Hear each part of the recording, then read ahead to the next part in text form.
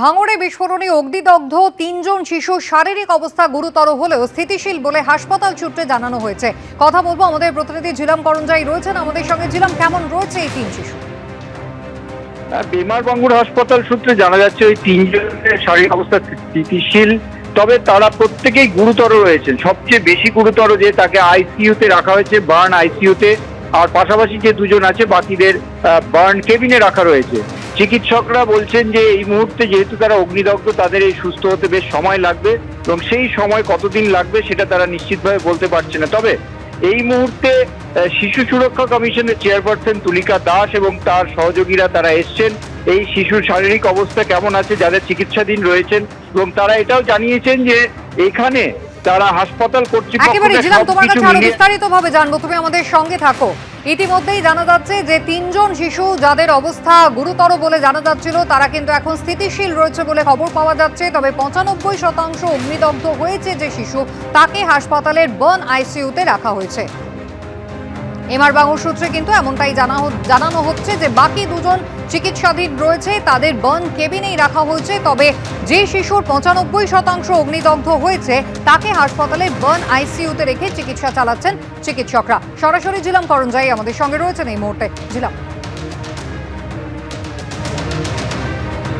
একদমই এমআর বাঙ্গুরে আমরা যেখানে দাঁড়িয়ে রয়েছি ঠিক পেছনে দেখতে পাচ্ছ এইখানে বার্নের যে ট্রিটমেন্ট সেন্টার সেটা রয়েছে। এখানে বার্ন আইসিইউ রয়েছে এবং বার্ন কেবিন রয়েছে। এই বার্ন আইসিইউতে একজন রয়েছে, তার শারীরিক অবস্থা অপেক্ষাকৃত বেশি গুরুতর, এবং অন্য দুজন রয়েছে তাদেরকে বার্ন কেবিনে রাখা রয়েছে। তাদের শারীরিক অবস্থা যাচাই করতে এবং সব বিষয়ে খোঁজখবর নিতে আমরা দেখলাম কিছুক্ষণ আগে রাজ্য শিশু সুরক্ষা কমিশনের চেয়ারপারসন তুলিকা দাস এবং তার সহযোগী, তার যারা সহকর্মী তারা এসছেন। যেটা জানালেন তিনি যে এখানে হাসপাতালের থেকে চিকিৎসা সংক্রান্ত সব বিষয়ে তিনি রিপোর্ট চেয়েছেন। তবে গতকাল থেকে তাদের চিকিৎসা নিয়ে তিনি এবং শিশু সুরক্ষা কমিশন খোঁজ নিয়ে যাচ্ছেন। আজকে তারা আমরা দেখলাম কিছুক্ষণ আগে গিয়েছেন ভেতরে, এই শিশুদের শারীরিক অবস্থা এবং চিকিৎসা কীরকমভাবে চলছে তা নিয়ে খোঁজ খবর নেবেন। হাসপাতালের প্রশাসনিক কর্তারাও তার সঙ্গে রয়েছেন, তেমনটাই জানা যাচ্ছে। জিলাম, ধন্যবাদ।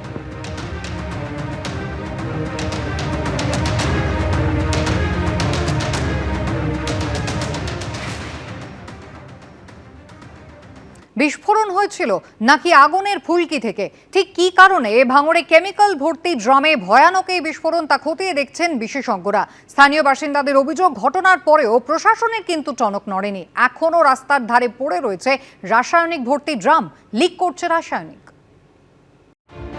স্কুলে ছুটির পর রাস্তার পাশে খেলছিল কচি কাচারা, পাশে পড়েছিল রাসায়নিক ভর্তি ড্রাম। তার মধ্যে একটি ড্রামে আচমকা ভয়াবহ বিস্ফোরণ ঘটে যায়। বিস্ফোরণে ঝলসে যায় কয়েকজন নাবালক।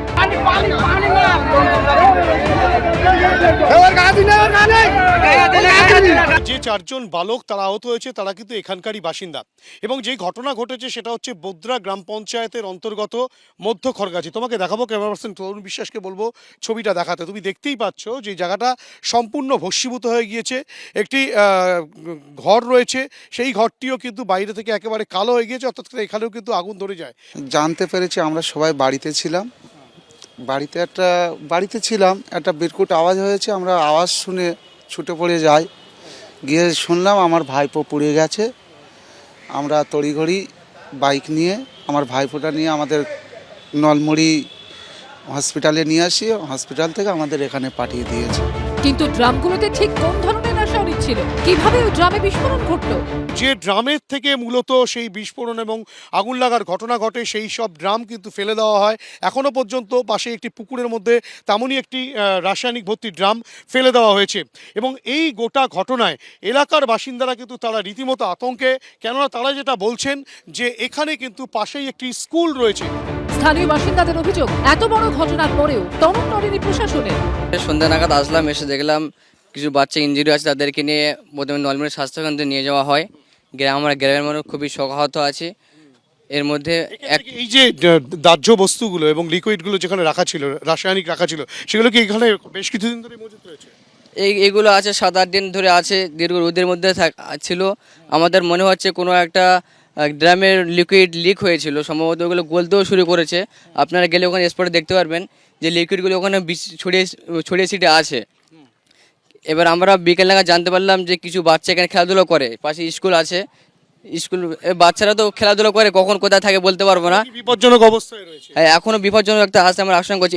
এই ড্রামগুলো মেন রাস্তার খুব সন্নিকটে, স্বাস্থ্যকেন্দ্রের সামনে, ডান সাইডে প্রাইমারি স্কুল, বাঁ সাইডে পার্টি অফিস, ক্লাব, ডাক্তার বসে। আমরা অবিলম্বে ঠিকাদারকে বলছি বা প্রশাসনকেও বলছি যে এই ড্রামগুলো সরানোর ব্যবস্থা হোক, নচেত আবার বড় দুর্ঘটনা ঘটে গেলে এই গ্রামের মানুষ দুর্ভোগে পড়বে। কালকে কি এরকম ড্রামেই বিস্ফোরণ হয়েছে? হ্যাঁ, এরকম ড্রাম একটা পড়েছিল ওই সাইডে, সেই ড্রাম বিস্ফোরণ ঘটে 4 জন ইনজুরি হয়েছে, তার মধ্যে 3 জন খুব মারাত্মক ইনজুরি, শিশু বাচ্চা, শিশু বাচ্চা প্রত্যেকেরই বাড়িতে আছে। অবিলম্বে আমি প্রশাসনের কাছে দ্বারস্থ যে এই ড্রামগুলো আমরা তো সাধারণ মানুষ জানি না, ওগুলোর ভিতরে বিভিন্ন রকম কেমিক্যালের ড্রাম। স্থানীয় সূত্রে খবর, রাস্তা মেরামতি হচ্ছিল জেলা পরিষদের তত্ত্বাবধানে। কোনো কারণে কাজ বেশ কিছুদিন ধরে বন্ধ রয়েছে। সেই জন্য 7-8 দিন ধরে রাস্তার পাশে রোদের মধ্যে পড়ে রয়েছে রাসায়নিক ভর্তি ড্রাম। তার ফলেই কি বিস্ফোরণ? পুলিশ সূত্রে খবর, ফরেনসিক বিশেষজ্ঞদের দিয়ে পরীক্ষা নিরীক্ষা করানো হবে। হিন্দল দে ও রঞ্জিত হালদারের রিপোর্ট, এবিপি আনন্দ। শিশুদের নিরাপত্তা কোথায়? আর কত শিশু রক্তাক্ত হবে? এখনো অধরা বহু অভিযুক্ত। ভাঙড়ের ঘটনায় প্রতিক্রিয়া তামান্নার মায়ের। কেন ওই রাসায়নিক বা অ্যাসিড যাই হোক কেন রাস্তায় থাকবে? বাচ্চারা কেন খেলতে পাবে না? বাচ্চাদের কেন স্বাধীনতা কেড়ে নেওয়া হবে? কেন আমাদের সরকার, আমাদের রাজ্যের সরকার, আমাদের দিদি কেন বাচ্চাদের স্বাধীনতা কেড়ে নিচ্ছেন? ভবিষ্যতের যেগুলো ভবিষ্যতে মানুষ হবে সেইগুলোকে কেন নষ্ট করে দিচ্ছেন? দায়ী পড়ে না? এটা মমতা দির উপর দায়ী পড়ে না? মমতা দির কি এই আরাধনা কান্নার আওয়াজ কি মমতা দির কাছে পৌঁছায় না? আর মমতা দি আমার যা পারে করবে, আমাকে গ্রেফতার করুক, অ্যারেস্ট করুক, যা করুক, আপনারা শুধু বলবেন তামান্নার মা বলেছে আপনি ফেল। এখন পর্যন্ত পাইনি। তামান্নার মা ডুকরে ডুকরে কাঁদে, তামান্নার বাবা ডুকরে ডুকরে কাঁদে। ওই জন্য প্রত্যেকটা বাচ্চাকে মৃত্যুবরণ করে নিতে হচ্ছে, প্রত্যেকটা মা কান্না করছে। তাই আমি সারা বাংলার মাদেরকে বলবো সবাই একতা হয়ে অন্যায়ের বিরুদ্ধে লড়াই করতে। 28শে ফেব্রুয়ারি প্রকাশিত হবে চূড়ান্ত ভোটার তালিকা, কিন্তু প্রশ্ন হলো কত নাম বাদ যাবে সেই তালিকা থেকে? এই আবহে নির্বাচন কমিশন সূত্রে দাবি 27 লক্ষ ভোটারের নথি ফের যাচাইয়ের নির্দেশ দিয়েছেন পর্যবেক্ষকরা। আর অন্যদিকে এখনও 50 লক্ষ ভোটারের ভাগ্য ইআরওদের হাতে। এই প্রেক্ষাপটে ভোটারদের হয়রানি নিয়ে সরব হয়েছে তৃণমূল, পাল্টা কটাক্ষ করেছে বিজেপি। শুনানি শেষ হয়ে গেছে। 28শে ফেব্রুয়ারি প্রকাশিত হবে চূড়ান্ত ভোটার তালিকা। এখন প্রশ্ন হলো, মোট কত সংখ্যক নাম বাদ যাবে চূড়ান্ত তালিকা থেকে? নির্বাচন কমিশন সূত্রে দাবি 27 লক্ষ ভোটারের নথি ফের যাচাইয়ের নির্দেশ দিয়েছেন কমিশন নিযুক্ত পর্যবেক্ষকরা। অন্যদিকে এখনো 50 লক্ষ ভোটারের ভাগ্য ইআরওদের হাতে। তাদের নাম চূড়ান্ত ভোটার তালিকায় থাকবে না থাকবে না তা নিয়ে এখনো সংশয় রয়েছে। 27 লক্ষ এরকম ভোটার রয়েছে যাদের নথি কিন্তু পুনরায় যাচাই করতে বলেছে পর্যবেক্ষকরা, এবং 50 লক্ষ এরকম ভোটার রয়েছে যাদের ভাগ্য কিন্তু এখনও ইআরওদের হাতে। অর্থাৎ ইআরওরা সেখানে যেখানে তাদের যে নথি রয়েছে সেটা কিন্তু এখনও অমীমাংসিত, এমনটাই কিন্তু কমিশন সূত্রের খবর। কমিশন সূত্রে দাবি ইআরও এইআরওদের ভুলের জন্য 1,14,772 জন ভোটারের নথি আপলোড করা হয়নি। কমিশন নিশ্চিত এদের মধ্যে 60% অবৈধ ভোটার, কিন্তু বাকি 40%? কমিশন সূত্রে দাবি তাদের নাম চূড়ান্ত ভোটার তালিকায় থাকবে না। অন্যদিকে বৈধ ভোটার হওয়া সত্ত্বেও যদি কোনো ভোটারের নথি আপলোড না হয়ে থাকে তবে তার বাড়িতে বিএলও পাঠিয়ে ফর্ম 6 পূরণ করাবে কমিশন। 14 ফেব্রুয়ারি এসআইআর শুনানি শেষ হয়ে গেছে, নথি আপলোডও বন্ধ হয়ে গেছে ওই দিনই। এই পরিস্থিতিতে চূড়ান্ত ভোটার তালিকায় নাম থাকবে কিনা তা নিয়ে দুশ্চিন্তায় রয়েছেন অনেকেই। এর মধ্যে ভোটারদের হয়রানি নিয়ে সুর চড়িয়েছে তৃণমূলও।